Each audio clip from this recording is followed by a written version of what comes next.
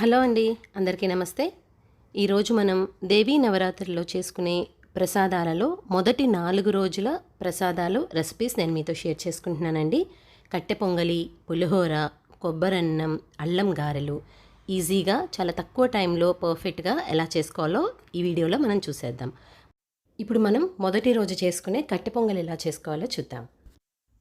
ముందుగా స్టవ్ పైన ఒక పాన్ పెట్టుకొని 1.5 కప్పు పెసరపప్పు వేసుకొని మీడియం ఫ్లేమ్ పైన మనం ఈ పెసరపప్పు చక్కగా గోల్డెన్ బ్రౌన్ వచ్చేంత వరకు బాగా వేయించుకోవాలి. ఇప్పుడు ఇలా గోల్డెన్ బ్రౌన్ వచ్చేసిన తర్వాత స్టవ్ కట్టేసి ఈ పెసరపప్పుని మనం కుక్కర్లో వేసుకుందాం. ఇప్పుడు ఇలా కుక్కర్లో వేసుకున్న తర్వాత 1.5 కప్పు పెసరపప్పుకి 1 కప్పు బియ్యం అన్నది మనం వాడతామండి. ఇప్పుడు ఈ పప్పు బియ్యాన్ని 2-3 సార్లు నీట్గా వాష్ చేసి పక్కకు పెట్టుకోండి. ఇప్పుడు 1 కప్పు రైస్కైనా 1 కప్పు పప్పుకైనా మనం 3 కప్పుల నీళ్లు చొప్పున ఇక్కడ తీసుకోవాలండి. మీరు ఏ మెజరింగ్ కప్ తీసుకుంటారో దాని ప్రకారం మాత్రమే వాటర్ అన్నది దీంట్లో యాడ్ చేసుకోవాలి. నేను ఇక్కడ దగ్గర ఇప్పుడు ఒక 7 కప్పుల వాటర్ అన్నది నేను పోసుకున్నాను. మీడియం ఫ్లేమ్ పైన దీన్ని బాగా ఒక 5-6 నిమిషాలు ఉడకనివ్వండి.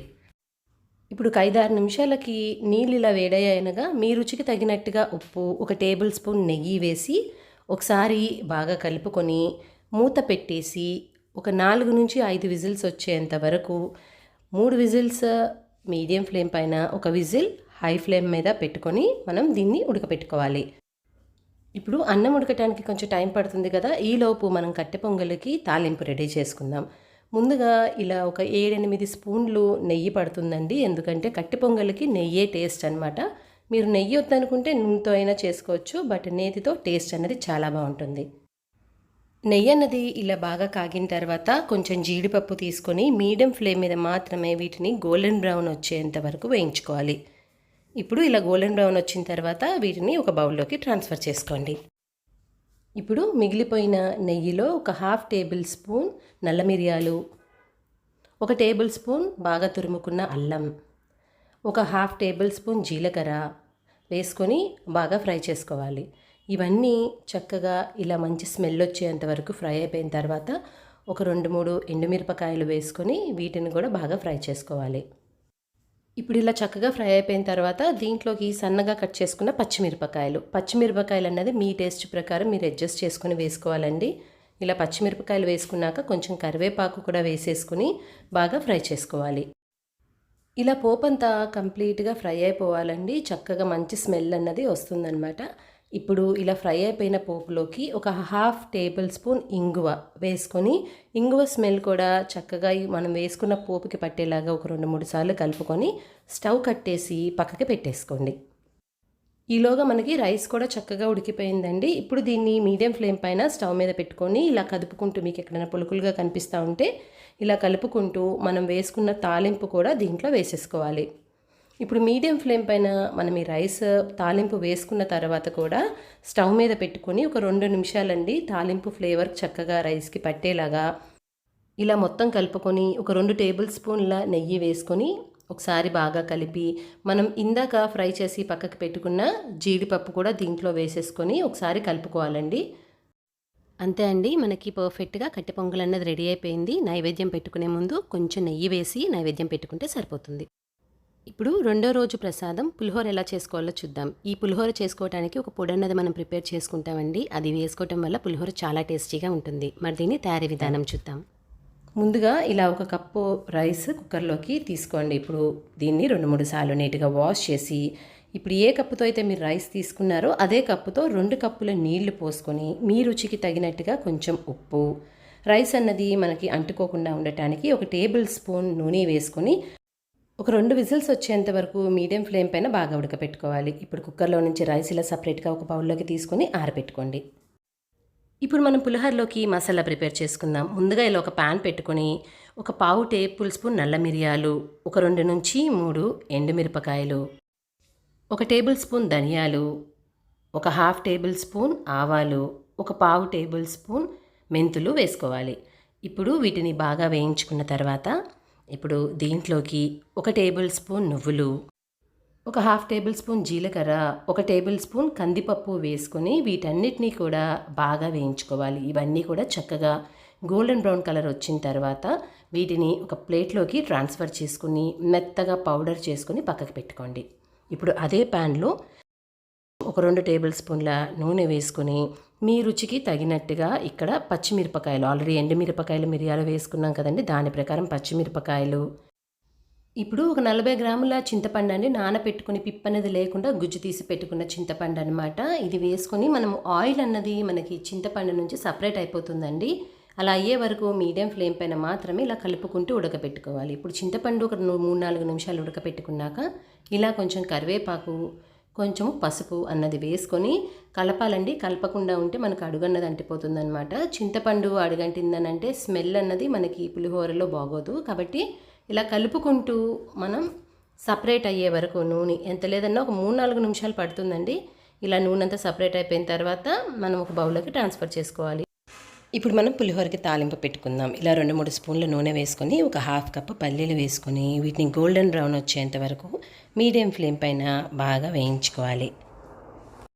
ఇలా పల్లీలు వేగిన తర్వాత కొంచెం ఆవాలు, మినప్పప్పు, కొంచెం శనగపప్పు, ఒక హాఫ్ టేబుల్ స్పూన్ జీలకర్ర, ఒక 2-3 ఎండుమిరపకాయలు, కొంచెం కరివేపాకు కూడా వేసుకొని వీటన్నిటిని కూడా బాగా ఫ్రై చేసుకోవాలి. ఇవన్నీ కూడా ఒక 2-3 నిమిషాలు ఫ్రై అయిన తర్వాత ఇప్పుడు దీంట్లోకి కొంచెం జీడిపప్పు కూడా వేసుకొని గోల్డెన్ బ్రౌన్ వచ్చేంత వరకు ఫ్రై చేసుకోవాలి. ఇప్పుడు మనం వేసుకున్న పోపు దినుసులన్నీ కూడా చక్కగా ఫ్రై అయిపోవాలండి. ఇలా కొంచెం ఫ్రై అయిన తర్వాత ఒక పావు టేబుల్ స్పూన్ ఇంగువ కూడా వేసుకొని వీటన్నిటిని ఇలా గోల్డెన్ బ్రౌన్ వచ్చేంత వరకు వేయించుకోవాలి. ఇప్పుడు స్టవ్ కట్టేసి ముందుగా మనం పక్కకి పెట్టుకున్న రైస్లోకి మీ టేస్ట్కి తగినట్టుగా, అంటే చింతపండు పులుపు ప్రకారం చూసుకుంటూ మనం చింతపండు అన్నది దీంట్లో యాడ్ చేసుకోవాలనండి. ముందుగా చింతపండు గుజ్జంతా ఇలా రైస్కి పట్టేలాగా కలుపుకున్నాక ఇప్పుడు ముందుగా మనం పొడి చేసి పక్కకి పెట్టుకున్న మసాలా పౌడర్ ఏదైతే ఉందో అది కూడా దీంట్లో వేసుకొని ఈ ఫ్లేవర్ కూడా రైస్కి పట్టేలాగా బాగా కలుపుకోవాలి. ఇప్పుడు ఇలా కలుపుకున్న తర్వాత మనం పోపు దినుసులు ఏవైతే వేయించి పక్కకి పెట్టుకున్నాం కదండి, ఆ పోపు కూడా దీంట్లో వేసేసుకొని ఈ ఫ్లేవర్స్ కూడా కంప్లీట్గా రైస్కి పట్టేలాగా కలుపుకోవాలి. అంతే అండి, చాలా టేస్టీగా ఉంటుందన్నమాట. ఈ రైస్ మనం చేసుకున్నప్పుడు అప్పటికప్పుడు కాకుండా ఒక 40 నిమిషాలు లేకపోతే ఒక 1.5 అవర్ తర్వాత సర్వ్ చేసుకుంటే చాలా టేస్టీగా ఉంటుంది. అంతే అండి, మనకి రెండో రోజు ప్రసాదం పర్ఫెక్ట్ పులిహోర కూడా రెడీ అయిపోయింది. ఇప్పుడు మూడో రోజు మనం ప్రసాదంగా పెట్టుకునే కొబ్బరన్నం ఎలా చేసుకోవాలో చూద్దాం. చాలా తక్కువ టైంలో చేసుకునే మంచి రెసిపీ అండి ఇది. ప్రసాదంలానే కాదు, బ్రేక్ఫాస్ట్లా కూడా, లంచ్ బాక్స్ రెసిపీలా కూడా చాలా టేస్టీగా ఉంటుంది. మరి దీని తయారీ విధానం చూద్దాం. ముందుగా ఇలా కుక్కర్ గిన్నెలోకి 1 కప్పు బియ్యం తీసుకొని ఒక 2-3 సార్లు నీట్గా వాష్ చేసుకోవాలి. ఇది నేను నార్మల్ ఇంట్లో వాడే రెగ్యులర్ బియ్యమే వాడుతున్నానండి. ఇప్పుడు బియ్యం మనం ఏ గిన్నెతో అయితే కొలిచామో సేమ్ అదే గిన్నెతో 1 కప్పు బియ్యానికి 1.5 కప్పున కొబ్బరి పాలు, అరకప్పు నార్మల్ వాటర్ అన్నది మనం దీంట్లో యాడ్ చేసుకోవాలి. ఇలా యాడ్ చేసుకున్నాక ఒక హాఫ్ టేబుల్ స్పూన్ నూనె వేసుకొని ఒకసారి బాగా కలుపుకొని మీడియం ఫ్లేమ్ పైన 3 విజిల్స్ వచ్చేంత వరకు ఉడకపెట్టుకోవాలి. ఇప్పుడు స్టవ్ పైన ఒక ప్యాన్ పెట్టుకొని ఒక 2-3 టేబుల్ స్పూన్ల నూనె వేసుకోవాలి. నూనె బాగా కాగిన తర్వాత కొంచెం ఆవాలు, మినప్పప్పు, కొంచెం శనగపప్పు, జీలకర్ర, ఒక 2-3 ఎండుమిరపకాయలు, హాఫ్ కప్ మనం ఇక్కడ జీడిపప్పు అన్నది వేసుకోవాలి.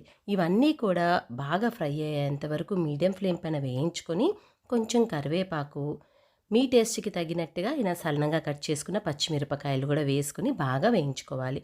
పచ్చిమిరపకాయలు అనేవి రంగు మారిన తర్వాత ఒక హాఫ్ టేబుల్ స్పూన్ మిరియాలు వేసుకొని బాగా వేయించుకోవాలి. ఈ మిరియాలు కూడా బాగా వేగాలండి. వేగిన తర్వాత ఒక హాఫ్ కప్ కొబ్బరి అన్నమాట ఇలా తురుముకొని సన్నగా వేసుకోవాలి. ఈ కొబ్బరి తురుము వేసుకోవటం వల్ల తినేటప్పుడు మనకి మధ్య మధ్యలో కొబ్బరి తగులుతూ ఫ్లేవర్ అన్నది చాలా బాగుంటుంది. ఈ కొబ్బరి వేసుకున్న తర్వాత ఒక 2-3 నిమిషాలు మీడియం ఫ్లేమ్ మీద వేయించుకుంటే చాలండి. చూస్తున్నారు కదా, ఇలా కొబ్బరి రంగు మారిన తర్వాత మనం స్టవ్ కట్టేసుకోవాలి. మనం పోపు వేసుకునే లోపు మనకి కుక్కర్ అన్నది విజిల్స్ వచ్చేసిందండి. చూస్తున్నారు కదా, రైస్ కూడా బాగా ఉడికిపోయింది. ఇప్పుడు ఒకసారి బాగా కలుపుకొని మీ టేస్ట్కి తగినట్టుగా దీంట్లో కొంచెం ఉప్పు వేసుకొని ఈ ఉప్పు ఫ్లేవర్ కూడా చక్కగా రైస్కి పట్టేలాగా బాగా కలుపుకోవాలి. ఇలా కలుపుకున్న తర్వాత ముందుగా మనం వేయించి పక్కకి పెట్టుకున్న పోపు కూడా కంప్లీట్గా ఈ రైస్లో వేసేసుకోవాలి. ఇప్పుడు ఈ పోపుతో పాటు మనం హాఫ్ కప్ కొత్తిమీర అండి. కొత్తిమీర వేయటం వల్ల టేస్ట్ అనేది చాలా బాగుంటుంది. ఇప్పుడు మనం వేసుకున్న కొత్తిమీర, ఈ పోపు కూడా కంప్లీట్‌గా రైస్‌కి పట్టేలాగా కలుపుకోవాలి. అంతే అండి. చక్కగా వేడివేడిగా ఇంకా సర్వ్ చేసేసుకోవటమే. ఇప్పుడు అంతే అండి. మూడో రోజు చేసుకునే ప్రసాదం కొబ్బరన్నం చూసారు కదా! ఎంత ఈజీగా చేసేసుకోవచ్చో. ఇప్పుడు మనం నాలుగో రోజు చేసుకుని అల్లం గారెలు ఎలా చేసుకోవచ్చో చూద్దాం. గారెలన్నవి రెగ్యులర్‌గా అందరి ఇళ్లల్లో చేసుకుంటానే ఉంటామండి. కానీ ఒక్కొక్కసారి కొంచెం నూనె ఎక్కువ తీయటము, లేకపోతే గారెలన్నవి గట్టిగా రావటం జరుగుతా ఉంటాయి. అలా కాకుండా నూనెన్నది అస్సలు పీల్చుకోకుండా గారెలు మీరు సాయంత్రం తిన్నా సరే పర్ఫెక్ట్‌గా ఉండేలాగా ఎలా చేసుకోవాలో ఈరోజు నేను మీతో షేర్ చేసుకుంటాను. మరి వీటి తయారీ విధానం చూద్దామా? ముందుగా మీకు కావాల్సినంత మినప్పప్పు ఒక 3-4 గంటలు నానబెట్టుకోవాలి. దానికన్నా ఎక్కువ నానబెట్టుకోవాల్సిన అవసరం లేదండి. మీరు పప్పుని ఇలా విరగ్గొడుతుంటే అలా మెత్తగా విరిగిపోయింది అనంటే మనకి మిక్సీకి పప్పు రెడీ అయిపోయినట్టే. ఇప్పుడు ఒక స్ట్రైనర్ పెట్టుకొని మనము వాటర్ అన్నది అస్సలు లేకుండా మనం కంప్లీట్‌గా పప్పుని ఇలా తీసేసుకోవాలి. ఇప్పుడు దీంట్లోకి మీ రుచికి తగినట్టుగా పచ్చిమిరపకాయలు, కొంచెం అల్లం తీసుకోవాలనండి. ఇప్పుడు మనం మిక్సీ వేసుకునేటప్పుడే ఈ రెండిటితో పాటు మనం ఉప్పు కూడా వేసుకొని మిక్సీ వేసేసుకోవాలన్నమాట. బాగా గుర్తుపెట్టుకోండి, మనము నీళ్ళన్నవి అస్సలు వాడకూడదనమాట. ఈ 3 వేసిన తర్వాత ఒక 2-3 టేబుల్ స్పూన్ల నీళ్లు మాత్రమే వేసుకొని మనం గట్టిగా దీనిని మిక్సీ వేసుకోవాలి. చూస్తున్నారు కదా, పిండి అన్నది మనకి ఇంత గట్టిగా ఉండాలన్నమాట. అప్పుడే మనకి గారెలు నూనె తీసుకోకుండా ఉంటాయి. ఇలా మిక్సీ వేసుకున్నాక దీంట్లోకి సన్నగా కట్ చేసుకున్న కరివేపాకు, కొంచెం జీలకర్ర వేసేసుకొని ఈ జీలకర్ర కరివేపాకు కంప్లీట్‌గా పిండికి పట్టేలాగా కలుపుకోవాలండి. ఇలా పిండి మొత్తం మనము ఈక్వల్‌గా అన్ని వైపులు స్ప్రెడ్ అయ్యేలాగా కలుపుకున్నాక దీనికి మనం 20 నిమిషాలు రెస్ట్ అన్నది ఇవ్వాలి. ఈలోగా మనం పొయ్యి పైన డీప్ ఫ్రైకి తగినంత నూనె వేడి చేసుకుందాం. ఇప్పుడు ఒక 10 నిమిషాలకి నూనె అయితే వేడయిందండి. కానీ ఇది మనకి గారెలకి పర్ఫెక్ట్‌గా ఉందా లేదా ఎలా తెలుసుకోవాలి అంటే కొంచెం పిండి తీసుకొని ఇలా వేసి చూడండి. వేసిన వెంటనే మనకి చుట్టూతా బుడగలు వస్తున్నాయి కదండీ! ఇలా ఉన్నాయి అని అనంటే పర్ఫెక్ట్‌గా మనకి నూనె రెడీ అయిపోయిందనమాట. ఇప్పుడు ఇలా అరిటాకన్నా లేదు అనంటే మీ దగ్గర పాల కవర్ ఉన్నా పర్వాలేదు. మనం గారెలన్నవి మీకు కావాల్సినంత పిండి తీసుకొని ఇలా మధ్యలో ఒక హోల్ పెట్టుకొని మనం గారెలు మీడియం ఫ్లేమ్ పైన ఫ్రై చేసుకోవాలన్నమాట. హై ఫ్లేమ్ పైన మీరు గారెలు ఎప్పుడు వేసుకున్నానండి బయట క్రిస్పీగా ఉంటాయి కానీ లోపలైతే ఉడకకుండా ఉంటాయన్నమాట. అండ్ గట్టిగా కూడా వస్తాయి. కాబట్టి మ్యాక్సిమం మీడియం ఫ్లేమ్ పైన ఇట్లా 2 వైపులు తిప్పుకుంటూ మనం గారెలన్నవి చక్కగా గోల్డెన్ బ్రౌన్ వచ్చేంత వరకు వేయించుకోవాలి. మీరు నోటీస్ చేస్తూ ఉంటే నేను ఒక గారె తర్వాత ఒకటి కంటిన్యూగా వేసుకుంటూనే ఉన్నానండి. నేనేం చేస్తానంటే ముందుగా గోల్డెన్ బ్రౌన్ ఏవైతే అవుతాయో వాటిని నేను తీసేసుకుంటానన్నమాట. గారెలు మీరు బ్యాచెస్ వైస్‌గా వేసుకోవాల్సిన అవసరం లేదండి. ఇట్లా ముందు వేసిన గారెలన్నవి మనకి చక్కగా గోల్డెన్ బ్రౌన్ రాంగానే అవి తీసేసి వాటి ప్లేస్‌లో మనం ఇంకొక గారె అన్నది వెంటనే వేసేసుకోవచ్చు. ఇప్పుడు ఒక 3-4 నిమిషాలకి మనకి గారెలన్నవి చక్కగా ఇలా గోల్డెన్ బ్రౌన్ కలర్ వచ్చేసాయండి. చూస్తున్నారా? గారెలు బయటకి చక్కగా క్రిస్పీగా అసలు నూనె అన్నది కూడా తీసుకోలేదనమాట.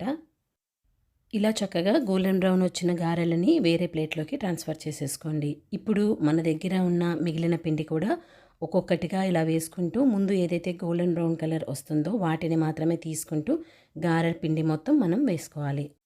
ఇలా వేసుకున్న గారెలని మీకు బ్రేక్‌ఫాస్ట్ అయితే బ్రేక్‌ఫాస్ట్, లేదు నైవేద్యంకైనా సరే ఇలా వేడివేడిగా సర్వ్ చేసేసుకోవటమే. అంతే అండి. చూసారు కదా అల్లం గారెలన్నవి ఎంత పర్ఫెక్ట్‌గా చేసుకోవచ్చో. నేను ఈరోజు మీతో షేర్ చేసుకున్న ఈ 4 రెసిపీస్ కూడా దేవీ నవరాత్రుల రోజు మొదటి 4 రోజులు అమ్మవారికి చేసే నైవేద్యం రెసిపీస్ అండి. ఈ రెసిపీస్ మీరు కూడా ఒకసారి ట్రై చేసి మీకెలా కుదిరింది అనేసి మీ వాల్యుబుల్ కమెంట్స్ కింద కమెంట్ బాక్స్‌లో వేయటం మర్చిపోమాకండి. ఈ వీడియో మీకు నచ్చినట్లయితే ఒక లైక్ చేయండి. మీ ఫ్రెండ్స్ అండ్ రిలేటివ్స్ అందరితో షేర్ చేయండి. ఇలాంటి మరికొన్ని ఈజీ అండ్ సింపుల్ రెసిపీస్ కోసం మన ఛానల్ని సబ్స్క్రైబ్ చేయడం మర్చిపోమాకండి. Thanks for watching.